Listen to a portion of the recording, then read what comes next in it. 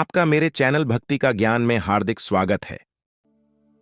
प्रिय भक्तगण, आज हम आपको एक कथा का श्रवण करा रही हूँ जो सुनने मात्र से आपके जीवन में सुख, संपत्ति और धन की वर्षा होगी। तो चलिए कथा को प्रारंभ करते हैं। नवरात्रि के तीसरे दिन माँ चंद्रघंटा की पूजा अर्चना का विधान है। इस दिन विधिवत पूजा पाठ करने से व्यक्ति को शांति और सौभाग्य की प्राप्ति हो सकती है। माँ के मस्तक पर घंटे के आकार का आधा चंद्रमा है, इसलिए इन्हें चंद्रघंटा कहा जाता है। इनकी पूजा करने से रोग दोष से भी छुटकारा मिल सकता है। अगर आप नवरात्रि के दिन व्रत कर रहे हैं तो कथा अवश्य पढ़नी चाहिए और मंत्रों का जाप करना भी महत्वपूर्ण माना जाता है। पौराणिक कथाओं के अनुसार माँ दुर्गा ने माँ चंद्रघंटा का अवतार दैत्यों को मारने के लिए लिया था। उस समय महिषासुर का युद्ध देवताओं से चल रहा था। महिषासुर देवराज इंद्र का सिंहासन प्राप्त करना चाहता था और स्वर्ग लोक पर राज करने के लिए युद्ध कर रहा था। जब देवताओं को उसकी इस इच्छा के बारे में पता चला तो वे बेहद परेशान हो गए। सभी देवता ब्रह्मा, विष्णु और महेश के सामने पहुंचे। ब्रह्मा, विष्णु और महेश की बात सुनकर तीनों देव क्रोधित हो गए और उनके क्रोध से ऊर्जा निकली। उस ऊर्जा से एक देवी अवतरित हुई। देवी को भगवान शिव ने अपना त्रिशूल, भगवान विष्णु ने अपना चक्र, इंद्र ने अपना घंटा, सूर्य ने अपना तेज, सिंह और तलवार प्रदान की। इसके बाद मां चंद्रघंटा ने महिषासुर का वध कर देवताओं की रक्षा की। नवरात्रि के तीसरे दिन मां चंद्रघंटा की पूजा की जाती है। मां का यह स्वरूप ममता का प्रतीक है और अत्यंत तेजस्वी और शक्तिशाली माना गया है। मां के मस्तक पर अर्धचंद्र के आकार का घंटा शोभायमान है, इसलिए उन्हें चंद्रघंटा कहा जाता है। अगर आप यह कहानी सुन रहे हैं तो पूरा सुनिए। इस कथा को आधा अधूरा छोड़कर जाने की गलती मत करिएगा, क्योंकि इस पवित्र कथा को पूरा सुनने से मनचाहा फल की प्राप्ति होगी। इसलिए इस कथा को पूरा सुने। आप शिव भक्त हैं तो भोलेनाथ का अनादर ना करें। आइए आपको बताते हैं नवरात्रि के तीसरे दिन की पूजा विधि, भोग मंत्र, आरती और प्रसाद सहित पूरी जानकारी। नवरात्रि के तीसरे दिन मां चंद्रघंटा की पूजा की जाती है और देवी भागवत पुराण में यह विस्तार से बताया गया है कि मां का यह रूप बेहद सौम्य, शांत और सुख समृद्धि प्रदान करने वाला है। मां चंद्रघंटा की पूजा करने से आपके सुख और भौतिक सुखों में वृद्धि होती है और मां दुर्गा समाज में आपका प्रभाव बढ़ाती हैं। कहा जाता है कि नवरात्रि के तीसरे दिन विधि विधान से मां चंद्रघंटा की पूजा करने से आपके आत्मविश्वास में बढ़ता है। आइए जानते हैं नवरात्रि के तीसरे दिन की पूजा विधि, पूजा मंत्र और भोग, आरती और जाने मां का नाम क्यों पड़ा चंद्रघंटा। क्यों कहते हैं मां को चंद्रघंटा? मां चंद्रघंटा का रूप अलौकिक, तेजमयी और ममतामयी माना गया है। मां के इस रूप की पूजा करने से आपको जीवन के हर क्षेत्र में मनचाही सफलता प्राप्त होती है। मां के मस्तक पर अर्धचंद्र के आकार का घंटा शोभायमान है। नवरात्रि के तीसरे दिन सूर्योदय से पूर्व उठकर मां की पूजा करनी चाहिए। उनकी पूजा में लाल और पीले गेंदे के फूलों का प्रयोग करना अच्छा होता है। पूजा में शंख और घंटों का प्रयोग करने से मां की कृपा आपको प्राप्त होती है। मां चंद्रघंटा का रूप सोने जैसा चमकदार होता है। उनका वाहन शेर है। उनकी 8 भुजाओं में कमल, धनुष, बाण, खड्ग, कमंडल, तलवार, त्रिशूल और गदा जैसे अस्त्र शस्त्र सजे हुए हैं। गले में सफेद फूलों की माला पहने मां ने अपने मस्तक पर चंद्रमा के साथ रत्न जड़ित मुकुट धारण किया हुआ है। वह हमेशा युद्ध की मुद्रा में रहते हुए तंत्र साधना में लीन रहती हैं।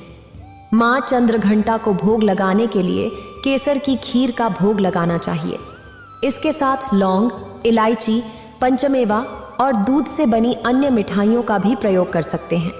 साथ ही मां के भोग में मिश्री जरूर रखें और पेड़े का भोग भी लगा सकते हैं।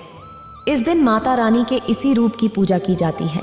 धार्मिक मान्यताओं के अनुसार इन्हें दूध बहुत पसंद है, इसलिए नवरात्रि के तीसरे दिन दूध से बने पकवान भोग के रूप में चढ़ाने का नियम है। आज का दिन धर्म, ऐश्वर्य, भोग और मोक्ष की अधिष्ठात्री देवी का है और इस दिन मां दुर्गा के 9 रूपों में से एक मां चंद्रघंटा की पूजा की जाती है। आज के दिन मां त्रिपुर सुंदरी और मां चंद्रघंटा की कथा सुनने और पूजा तथा व्रत करने से शारीरिक और मानसिक कष्टों से मुक्ति मिलती है। नकारात्मक ऊर्जा को दूर कर माता रानी श्रद्धालुओं की रक्षा करती हैं। भावनाओं को स्थिर करने से धन और वैभव की प्राप्ति होती है और दुर्भाग्य, निराशा, दुर्बलता जैसे विकार भस्म हो जाते हैं। शांति, मुक्ति, भक्ति जैसे गुण श्रवणकर्ता के तन मन में समाहित होते हैं। श्रद्धालुओं, मां त्रिपुर सुंदरी चिंतामणि नामक सिंहासन पर विराजमान होकर श्रद्धालुओं की चिंता को दूर करने वाली मानी जाती हैं। तो आज मैं सुना रही हूं गुप्त नवरात्रि में सुनी जाने वाली मां त्रिपुर सुंदरी और मां चंद्रघंटा की दुर्लभ और पौराणिक कथा। तो आप सभी श्रद्धालुओं कथा को प्रसन्न चित्त मन से सुने। ओम नमः शिवाय। पौराणिक कथाओं के अनुसार देवी त्रिपुर सुंदरी की उत्पत्ति का रहस्य यह है कि जब माता सती ने अपने देह को अग्नि में भस्म कर दिया था तो उनके वियोग में भगवान शिव जी विरक्त हो गए थे और ध्यान मग्न रहने लगे थे। उन्होंने अपने संपूर्ण कर्म का परित्याग कर दिया था, जिसके कारण तीनों लोकों के संचालन में व्याधि उत्पन्न हो रही थी। तारकासुर ने ब्रह्मा जी से वरदान प्राप्त किया था कि उसकी मृत्यु शिव के पुत्र द्वारा ही होगी। इसके बाद सभी देवताओं ने भगवान शिव को ध्यान से जगाने के लिए कामदेव और उनकी पत्नी रति देवी को कैलाश भेजा गया। कामदेव ने कुसुम रस नामक मोहिनी बाण से भगवान शिव पर प्रहार किया, जिससे शिव जी का ध्यान भंग हो गया। शिव जी के तीसरे नेत्र से उत्पन्न क्रोध अग्नि ने कामदेव को जलाकर भस्म कर दिया। रति देवी के अत्यंत विलाप करने पर भगवान शिव ने कामदेव को वरदान दिया कि वह द्वापर युग में भगवान श्री कृष्ण के पुत्र के रूप में जन्म लेगा और फिर अंतर्ध्यान हो गए। सभी देवी देवताओं और रति के जाने के बाद कामदेव की भस्म वहीं पड़ी रह गई। एक दिन गणेश जी ने कौतूहलवश उस भस्म से एक पुरुष की आकृति बनाई। थोड़ी ही देर में वह आकृति संजीव होकर कामदेव की तरह सुंदर बालक बन गई। उसे देखकर गणेश जी ने उसे गले से लगा लिया और कहा कि तुम भगवान शंकर की स्तुति करो। उस बालक को सतरुद्र का भी उपदेश दिया। उसका नाम आगे चलकर भंडा पड़ा। भंडा ने श्री गणेश की आज्ञा का पालन किया और भगवान शिव की घोर तपस्या करने लगा। घोर तपस्या से प्रसन्न होकर भगवान शंकर ने उसे वर मांगने को कहा। उसने यह मांगा कि मैं देवता आदि किसी प्राणी से न मारा जाऊं। शिव ने उसे मनचाहा वर दे दिया और साथ ही दिव्य अस्त्र शस्त्र भी दिए। उन्होंने उसे 6000 वर्ष का राज्य भी दे दिया। यह सब देखकर ब्रह्मा जी ने ही पहले उसे भंड भंड कहा था, तभी से उसका नाम भंड पड़ गया। साथ ही शिव के क्रोध से उत्पन्न होने के कारण भी उसे भंड कहा गया। वह तमोगुण संपन्न था। श्रद्धालुओं, भंडासुर के वरदान मिलने की बात थोड़े ही समय में संपूर्ण भवनों में फैल गई। दैत्य के पुरोहित शुक्राचार्य जी यह समाचार पाकर भंडासुर के पास आए। नगर को फिर से सुसज्जित कर वहां भंडासुर का अभिषेक कर दिया। प्रारंभ में भंडासुर शिव जी की अर्चना करता और उनके आदेश पर चलता था। उसके अनुयायी दैत्य भी धर्म का पालन करते थे। इस तरह सौभाग्यशाली भंडासुर की सुख समृद्धि के 7000 वर्ष देखते ही देखते बीत गए। बाद में वह माया के प्रभाव में आ गया। अब 4 पत्नियों से उसे संतोष नहीं था। वह एक दिव्य वीरांगना के चक्कर में पड़ गया। अब क्या था, भंडासुर धीरे धीरे तीनों लोकों में भयंकर उत्पात मचाने लगा। देवराज इंद्र के राज्य के समान ही भंडासुर ने स्वर्ग जैसे राज्य का निर्माण किया और शासन करने लगा। इसके बाद उसने स्वर्ग लोक पर आक्रमण कर दिया और देवराज इंद्र को चारों ओर से घेर लिया। भयभीत इंद्र नारद मुनि की शरण में गए और इस समस्या का समाधान पूछा। तब देवर्षि नारद ने उन्हें माता पराशक्ति की यथाविधि अपने रक्त और मांस से आराधना करने का परामर्श दिया। देवराज इंद्र ने देवी की आराधना की और मां पराशक्ति, जो पूरे ब्रह्मांड की अधिष्ठात्री देवी हैं, त्रिपुर सुंदरी के रूप में प्रकट हो गई। श्रद्धालुओं, भंडासुर श्री गणेश जी का परम भक्त था। हर कार्य को करने से पहले वह गणेश जी का नाम लिया करता था, इसलिए उसका कार्य सिद्ध हो जाता था। कहते हैं कि जिस पर गणेश जी की कृपा होती है उसका कार्य कभी अधूरा नहीं रहता, और इस बात को भंडासुर अच्छी तरह समझता था। वह भक्ति को शक्ति के रूप में इस्तेमाल कर रहा था। इसी कारण सभी देवताओं ने मां पराशक्ति का आह्वान किया था, क्योंकि वह समस्त भूमंडल और ब्रह्मांड की अधिष्ठात्री देवी हैं। उनके अंदर सब समाहित है और वही इस भंडासुर को मार सकती थीं। भंडासुर अत्यंत ही शक्तिशाली दैत्य था। उसे वरदान था कि उसके साथ जो भी लड़ेगा उसकी शक्ति आंधी हो जाएगी। देवताओं की घनघोर आराधना के बाद मां पराशक्ति प्रकट हो गईं। उनके अद्भुत दर्शन पाकर देवता कृतार्थ हो गए। मां पराशक्ति का स्वरूप श्रृंगार देवी के रूप में था। ब्रह्मा जी ने यह देखकर सोचा कि इनका विवाह शंकर से ही संभव है, क्योंकि नर के बिना नारी अधूरी रहती है, और उनका नाम त्रिपुर सुंदरी रखा। इतना संकल्प करते ही भगवान शंकर कुमार बनकर वहां प्रकट हो गए। उन परापुरुष आदि महादेव से मात्र पूर्ण सुंदरी का विवाह किया गया और माता का नाम पड़ा मां कामेश्वरी और भगवान शिव का नाम पड़ा महाकामेश्वर। अब देवताओं ने जब उनका विवाह करा दिया तब माता त्रिपुर सुंदरी अधीश्वरी बन गईं। उधर भंडासुर ने सारे विश्व को त्रस्त कर रखा था। उसने अहंकार में आकर अपने जनक श्री गणेश जी और शंकर जी की अवहेलना की। परिणाम स्वरूप भंडासुर के विरुद्ध श्री गणेश जी ने भी मां पराशक्ति त्रिपुर सुंदरी का सहयोग किया। ललिता अंबा ने भंडासुर के साथ युद्ध किया। तब भंडासुर ने यक्षमा आदि रोग अस्त्रों का प्रयोग किया। तब परांबा ने अच्युत, अनंत, गोविंद नाम स्वरूप मंत्रों से उसका निवारण किया। इसके बाद भंडासुर ने शून्य, हिनाक्षक, हिरण, कश्यप, रावण, कंस और महिषासुर को उत्पन्न किया। तब ललिता अंबा ने अपने 10 उंगलियों के नख से वराह, नरसिंह, राम, कृष्ण, दुर्गा आदि को उत्पन्न किया। युद्ध के अंतिम चरण में त्रिपुर सुंदरी ने कहा, मैंने स्वरा शस्त्र से भंडासुर का वध किया, और इस प्रकार देवी मां ने त्रिपुर सुंदरी स्वरूप में प्रकट होकर भंडासुर का वध कर देवताओं पर कृपा की और उन्हें भय मुक्त किया। इस प्रकार उनका नाम ललिता देवी, देवी ललिता आदि पड़ा। देवी पुराण में शक्ति का वर्णन मिलता है।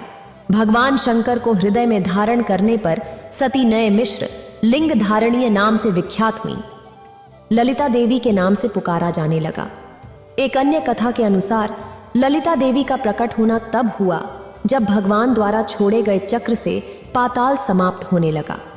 इस स्थिति से विचलित होकर ऋषि मुनि भी घबरा गए और संपूर्ण पृथ्वी धीरे धीरे जलमग्न होने लगी। तब सभी ऋषि माता ललिता देवी की उपासना करने लगे। उनकी प्रार्थना से प्रसन्न होकर देवी प्रकट हुई और इस विनाशकारी चक्र को थाम लिया। सृष्टि पुनः नव जीवन को प्राप्त हुई। मात्र पूर्ण सुंदरी का वर्ण सुनहरा है और वे लाल रंग के वस्त्र धारण किए हुए हैं। उनके शरीर पर तेज चमक है जो उनके द्वारा पहने गए कई तरह के आभूषणों के कारण भी है। उनके सिर पर एक मुकुट है और बाल खुले हुए हैं। भगवान शिव के समान उनके 3 नेत्र हैं। मां सोडशी के 4 हाथ हैं जिनमें उन्होंने पुष्परूपी 5 बाढ़, धनुष, अंकुश और फंदा पकड़ रखा है। ये कमल के आसन पर विराजमान है। श्रद्धालुओं, मातृपूर्ण सुंदरी के कई नाम हैं। इन्हें सोरसी भी कहा जाता है। सोरसी मां सती का यह रूप 16 वर्ष का था, इसलिए इनका नाम शोरसी पड़ा। त्रिपुर सुंदरी का अर्थ तीनों लोकों में सबसे सुंदर होने के कारण इन्हें त्रिपुर सुंदरी के नाम से जाना जाता है और इनका नाम राजेश्वरी है। इनका नाम ललिता भी है। इसके अलावा इन्हें लीलावती, कामाक्षी, कामेश्वरी, अंबिका, गौरी आदि नामों से भी जाना जाता है। देवी के आसन को ब्रह्मा, विष्णु, शिव और यमराज अपने मस्तक पर धारण करते हैं। देवी 3 नेत्रों से युक्त और मस्तक पर अर्धचंद्र धारण करती हैं। देवी त्रिपुर सुंदरी अपने श्रद्धालुओं की हर प्रकार की मनोकामना को पूर्ण करती हैं, उनकी हर विपत्ति को दूर करती हैं और उन्हें अभय प्रदान करती हैं। कहा जाता है कि देवी त्रिपुर सुंदरी की पूजा करने से आत्मिक बल, यश और कीर्ति की प्राप्ति होती है। माता की सामान्य पूजा दिन में अभिजीत मुहूर्त में होती है और मां की तांत्रिक पूजा या साधना निशिता काल में होती है। जय हो माता पराशक्ति, जय हो त्रिपुर सुंदरी। अपने श्रद्धालुओं का कल्याण करें। ओम नमः शिवाय। श्रद्धालुओं, अब आइए सुनते हैं माता चंद्रघंटा की कथा। माता चंद्रघंटा की कथा का श्रवण करने से शारीरिक और मानसिक कष्टों से मुक्ति मिलती है। नकारात्मक ऊर्जा को दूर कर माता रानी श्रद्धालुओं की रक्षा करती हैं। भावनाओं को स्थिर कर धन वैभव की प्राप्ति होती है। निराशा, निर्बलता, दरिद्रता जैसे विकार भस्म हो जाते हैं। शक्ति, ऊर्जा और साहस जैसे गुण जब श्रोता के तन मन में समाहित होते हैं, तो आज मैं आपको शारदा नवरात्रि में सुनी जाने वाली मां चंद्रघंटा की एक दुर्लभ और पौराणिक कथा सुनाने जा रही हूं। तो आप सभी भक्तजन इन कथाओं को बड़ी श्रद्धा और प्रसन्न चित्त मन से सुनिएगा। जय माता चंद्रघंटा। अपनी कठोर तपस्या से भगवान शिव को वापस जीतने के बाद देवी पार्वती राजा हिमालय के महल में लौट आईं। राजा हिमालय और देवी मैना अपनी पुत्री की तपस्या में सफलता देखकर बहुत प्रसन्न होते हैं। शिव और माता पार्वती के विवाह का दिन आ गया। सभी देवता इस बात से बहुत प्रसन्न हैं कि उनके भगवान का विवाह हो रहा है। भगवान शिव के सभी गण उनकी बारात के साथ राजा हिमालय के महल में गए। भोलेनाथ, जिनका नाम ही शिव है, जो सादगी का उदाहरण है, उन्हें बाहरी दिखावे और औपचारिकताओं की क्या परवाह। वह जैसे थे वैसे ही विवाह के लिए आगे बढ़े। वासुकी और कच्छप जैसे भयानक सांपों की माला, कंगन, कमरबंद और बालियों के साथ उनके बाल उलझे हुए थे। उनका पूरा शरीर श्मशान की राख से ढका हुआ था। उन्होंने अपने 5 सिर प्रकट किए। वह प्रभावशाली, उग्र और तीव्र दिख रहे थे। बारात में राजसी घोड़ों पर सवार अन्य लोगों के विपरीत वह एक बैल पर सवार होकर आए थे। मैना देवी, माता पार्वती की मां, अपने दामाद भगवान शिव के प्रकट होने की प्रतीक्षा कर रही थीं, जिनके लिए उनकी बेटी ने कठोर तपस्या की थी। जब भगवान शिव प्रकट हुए तो मैना देवी हैरान और निराश हो गई। उनका रूप न केवल असामान्य था, बल्कि वे भूत प्रेत और पिचास जैसे विचित्र प्राणियों से घिरे हुए थे। भूत प्रेत और पिचास जोर जोर से नारे लगा रहे थे। साधु और अघोरी बारात में शामिल होकर इतने उत्साहित थे कि उनकी मर्यादा का कोई ख्याल नहीं था। उनकी खुशी स्पष्ट थी, लेकिन यह दृश्य किसी भी तरह से सुंदर या सुखद नहीं था। इस तथ्य को पचाने में असमर्थ मैना देवी ने सोचा कि उनकी शाही और कोमल बेटी अब अपने पति जैसे स्वभाव वाले व्यक्ति और इन प्राणियों के बीच कैसे रहेगी। मैना देवी अचेत हो गई। देवी पार्वती ने शिव तत्व को गहराई से आत्मसात कर लिया था, और जैसा कि हमने उनके ब्रह्मचार्य रूप में देखा, वह सप्तऋषियों के लिए शैव सिद्धांत की गुरु भी थीं। फिर भी अपनी पूरी करुणा के साथ उन्होंने एक मां के रूप में मैना देवी की दुर्दशा को समझा। वे भोलेनाथ को शांत होने और विवाह के लिए एक सुखद स्वरूप प्रस्तुत करने के लिए मनाने गई। देवी पार्वती ने स्वयं अपने तीव्र रूप से मेल खाने के लिए थोड़ी देर के लिए उग्र रूप धारण कर लिया। उनके 10 हाथों में विभिन्न शस्त्र थे और उनके मुकुट पर एक घंटी के आकार का चंद्रमा था। देवी के इस रूप को चंद्रघंटा के रूप में पूजा जाता है। मां के इस रूप ने भगवान शिव के रौद्र रूप को शांत किया और उनके उपद्रवी गणों को वश में किया। चंद्रघंटा के उग्र और तेजस्वी रूप को माना जाता है। शिव से 100 में रूप धारण करने का आग्रह किया, जिस पर वह तत्पश्चात सहमत हो गए। उनके अनुरोध पर शिव जी ने अपना भयानक रूप त्याग दिया और भगवान विष्णु को सबसे आकर्षक दूल्हे के रूप में उनका श्रृंगार करने दिया। भगवान शिव को इस रूप में चंद्रशेखर या सुंदरश्वर के नाम से जाना जाता है। देवी पार्वती ने शिवजी के प्रति अपना प्रेम दिखाने के लिए, जिनकी जटाओं पर हमेशा आधा चंद्रमा रहता है, अपने माथे पर आधा चंद्रमा सजाया। भव्य विवाह के बाद देवी पार्वती 1 साल नई दुल्हन के रूप में भगवान शिव के साथ रहीं। भगवान शिव अभी भी ध्यान में डूबे थे और देवी पार्वती एक बार फिर हर दिन उनकी गुफा को साफ करती और उनकी सभी जरूरतों का प्रेम से ख्याल रखती थीं। धीरे धीरे देवी पार्वती ने कैलाश पर अपना नया घर स्थापित कर लिया। इस बीच तारकासुर बेचैन हो रहा था। अब तो शिव और उनकी शक्ति एकजुट हो गए थे, इसीलिए तारकासुर भय भी था। उसने नव विवाहितों के जीवन में सौंदर्य को बाधित करने के लिए एक दुष्ट चमगादड़ राक्षस जातुकासुर को भेजा। जबकि भगवान शिव घोर तपस्या में लीन थे और माता पार्वती अपने घर के कामकाज में व्यस्त थीं, जातुकासुर पूरी चमगादड़ सेना के साथ कैलाश पहुंचा। जातुकासुर और उसकी चमगादड़ सेना ने आकाश को अपने पंखों से ढक लिया। उन्होंने मां पार्वती के नव सजाए घर को उजाड़ना शुरू कर दिया। अभी भी एक संकोची दुल्हन और राक्षसों और असुरों के तरीकों से अनभिज्ञ मां पार्वती ने शक्तिशाली नंदी की मदद लेने का फैसला किया, लेकिन नंदी जी कहीं नहीं मिले। इसी बीच भगवान शिव के अन्य गड्ढों ने जातुकासुर और उसकी शक्तिशाली सेना से सुरक्षा के लिए उनसे प्रार्थना की, क्योंकि उन्हें बार बार जातुकासुर के हाथों हार का सामना करना पड़ रहा था और भगवान शिव अभी भी गहरी तपस्या में लीन थे। तब माता पार्वती स्वयं शिव से मिलने गईं। उन्होंने उनसे इस स्थिति से बाहर निकलने का मार्गदर्शन करने के लिए विनती की। फिर भी बिना विचलित हुए भगवान शिव ने उन्हें भीतर से सशक्त करने का निर्णय लिया। भगवान शिव अपनी साधना में गहरे थे, तभी माता पार्वती को जातुकासुर से स्वतंत्र रूप से लड़ने की प्रेरणा मिली। अकेले उन्होंने जातुकासुर से युद्ध करने का फैसला किया। वह गुफा से बाहर निकली और देखा कि आकाश अभी भी अंधेरा था, चमगादड़ों के पंखों से ढका हुआ था। उन्होंने चंद्रदेव से प्रार्थना की कि वह उनके लिए युद्ध के मैदान को रोशन करने के लिए उनके माथे पर आराम करें। युद्ध के मैदान में उनकी सहायता करने के लिए हिमालय भेड़ियों का एक झुंड उनकी सहायता के लिए दौड़ा। देवी पार्वती को जल्द ही पता चल गया कि जातुकासुर आकाश में चमगादड़ों द्वारा सक्रिय है, इसीलिए वह युद्ध के मैदान में एक विशाल घंटा लेकर आए। घंटी इतनी जोर से बजी कि चमगादड़ों ने आसमान साफ कर दिया। जैसे ही भेड़ियों में से एक ने जातुकासुर पर आक्रमण किया, देवी पार्वती ने जातुकासुर के सिर पर घंटे से प्रहार किया, जिससे वह एक ही झटके में मर गया। माथे पर चंद्र और हाथ में घंटा लिए देवी के इस रूप को ब्रह्मदेव ने देवी चंद्रघंटा के रूप में महामंडित किया। श्रद्धालुओं, यह कथा इस बात का प्रतीक है कि अपने अंदर की शक्ति को पहचानने के लिए हमें दैवी प्रेरणा की आवश्यकता है। जैसे कि भगवान शिव ने माता पार्वती को चंद्रघंटा के रूप में युद्ध करके पास मौजूद अपार शक्ति का एहसास कराने के लिए घंटे के आकार के अर्धचंद्र से सुशोभित सुनहरे रंग वाली और 10 भुजाओं वाली देवी के रूप में प्रस्तुत किया। वह सुनहरे शेर पर सवार हैं। 8 कोमल हाथों में त्रिशूल, गदा, तीर, धनुष, तलवार, कमल, घंटी, एक रुद्राक्षमाला और कमंडल युक्त पानी का बर्तन है, जबकि उनका एक हाथ अभय मुद्रा में है, जो भय को दूर करने वाली मुद्रा है।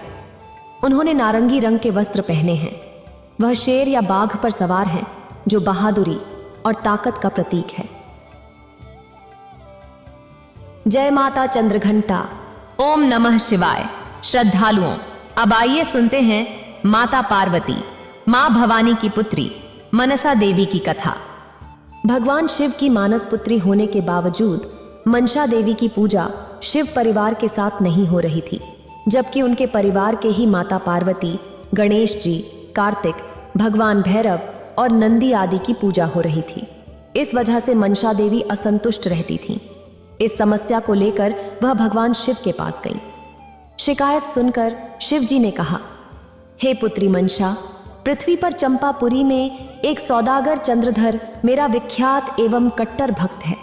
सबसे पहले उसी सौदागर से तुम पूजा लो। अगर वह तुम्हें पूजा दे देगा तो तुम्हारी पूजा इस पृथ्वी पर शिव परिवार की तरह होने लगेगी।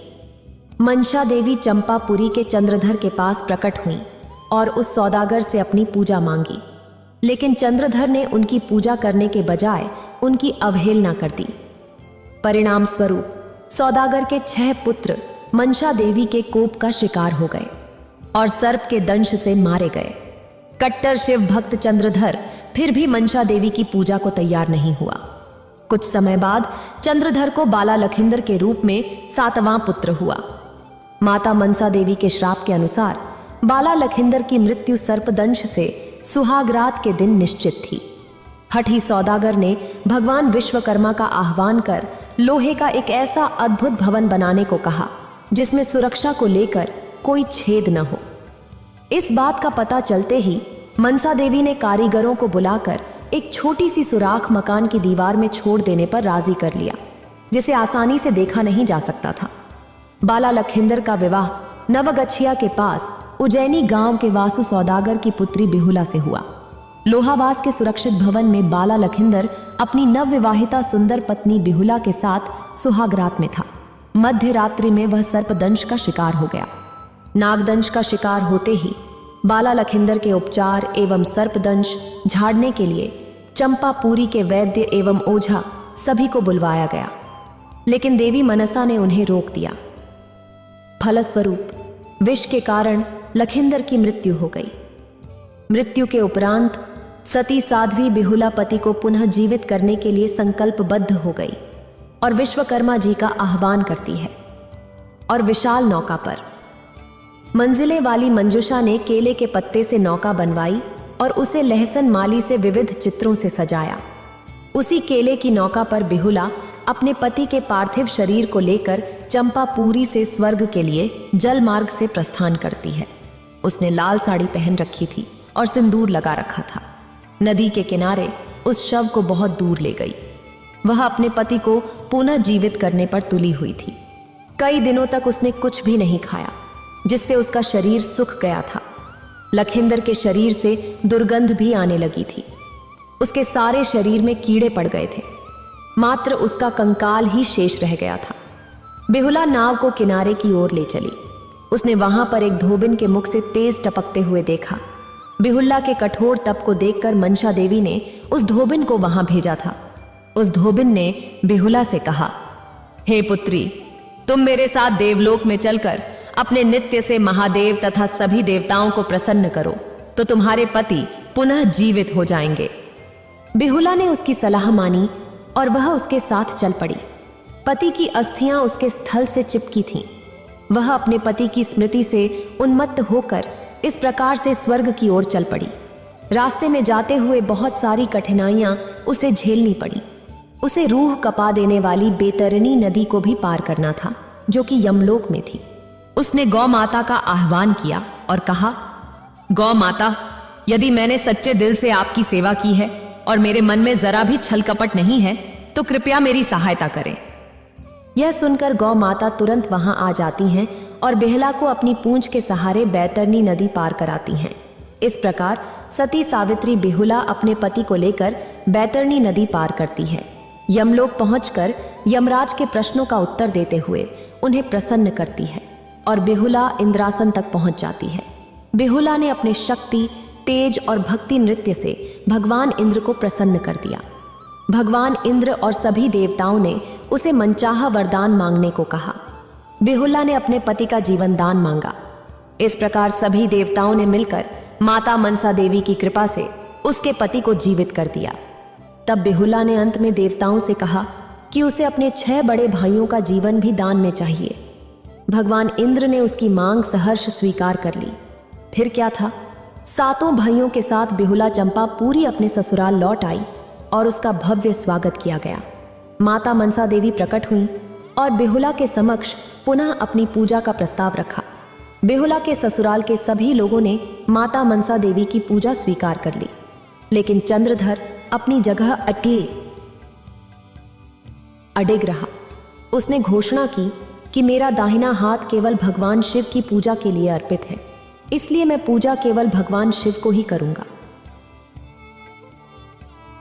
घर के सभी परिजनों ने मिलकर हठी सौदागर को देवी मां मनसा की पूजा करने के लिए मना लिया। चंद्रधर ने हामी तो भर दी, लेकिन अपने बाएं हाथ से मनसा देवी को पूजने के लिए फूल और नैवेद्य अर्पित किए। पूजा के लिए भव्य मनसा बिसहरी मंदिर का निर्माण किया गया। कहा जाता है तभी से मनसा देवी की पूजा शिव की मानस कन्या के रूप में होने लगी। उसी वक्त मनसा देवी ने बिहुला को आशीर्वाद दिया कि दुनिया की सती नारियों में उसका स्थान सुरक्षित और उच्च रहेगा और मनसा पूजा के साथ ही बिहुला की भी पूजा की जाएगी। हे मनसा देवी, जिस प्रकार आपने बिहुला के पति का जीवन सुरक्षित रखा और उसे जीवन दान दिया, आप अपने श्रद्धालुओं और सभी सुहागिनों के सुहाग को अमर रखना। जय माता मनसा देवी। मां चंद्र घंटा की पूजा करते समय इन मंत्रों का विशेष रूप से जाप करें। इससे आपको शुभ परिणाम मिल सकते हैं और सभी परेशानियां भी दूर हो सकती हैं। या देवी सर्वभूतेषु मां चंद्रघंटा रूपेण संस्थिता। नमस्तस्यै नमस्तस्यै नमस्तस्यै नमो नम। पिंडज प्रवरारूढ़ा डकोपास्त्र केर्युता प्रसादम तनुते मह्यम चंद्रघंटेति विश्रुता। एन श्रीम शक्तये नम। इसे जरूर पढ़ें। नवरात्रि व्रत में क्या करें क्या नहीं, जाने उपवास रखने के सही नियम। ॐ देवी चंद्र घंटाय नमः। यूएम जयंती मंगला काली भद्र काली कपालिनी। दुर्गा क्षमा शिवा धात्री स्वाहा स्वधा नमोस्तुते। अगर आपको ये वीडियो अच्छी लगी हो तो लाइक करें और शेयर करें और मेरे चैनल भक्ति का ज्ञान को सब्सक्राइब करें। आपका धन्यवाद।